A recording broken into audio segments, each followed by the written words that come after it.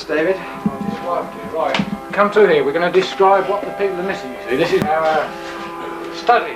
Now, let me see. For the likes of like Malcolm Curtin, he likes some theology and he likes to know real stuff.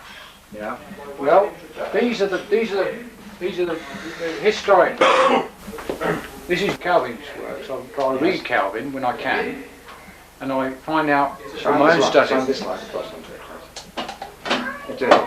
These works are typically the writings of Calvin, which he's left for this generation.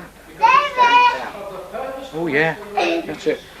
I mean, God has raised up Calvin for the likes of the generation today, for the world's good today. I read the scriptures primarily. That's Calvin, so I read Calvin. John Bunyan is another great man. I've got the works of Bunyan, which I also read. Is another godly man that God raised up. I read and research and study. All for us to read today. God has raised up these men like John Gill. He's got his works here. There's another man here. This is another great author. This is Tobias Crisp. This is a 15th century author.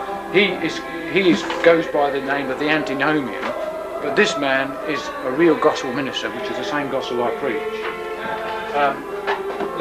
Luther's works. This is Luther's works on. This is his book on Galatians, which is this year is the 500th year of Luther's birthday.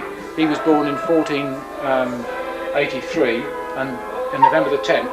And Luther will be 500 years, if he were allowed to live 500 years. Well, he is. His name is. He lives in heaven now. Calvin's Institute, which is another great treasure we have. These works here are John Owen.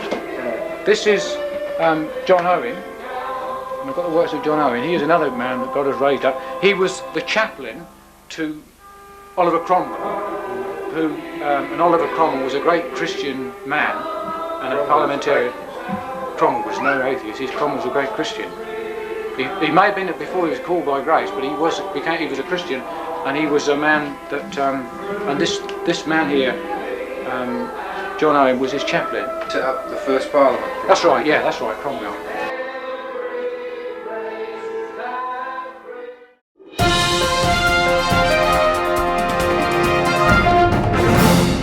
I have had some very good feedback regarding my book Converted on LSD, and as a result I've taken the advice given in respect to the changes and corrections that needs to be made for the special edition for prison inmates, and my intention is to relate how I was converted from crime to Christ with a view to help others. This testimony of mine is not meant to be controversial.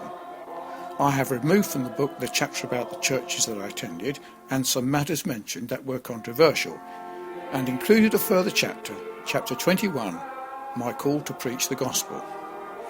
When looking at this, I recalled the old television recording of me giving my testimony at the Bierton church in 1983. This testimony raised some questions that were identical to those issues that surfaced in the feedback that some of you have given me, and I treat these objections in that Bierton video on the 5th of June 1983, all those years ago. My book Converted on LSD Trip is the first book that treats of my life from crime to Christ. My other books are my ongoing life as a Christian and deals with all those issues that I had to face as a former criminal and as a Christian.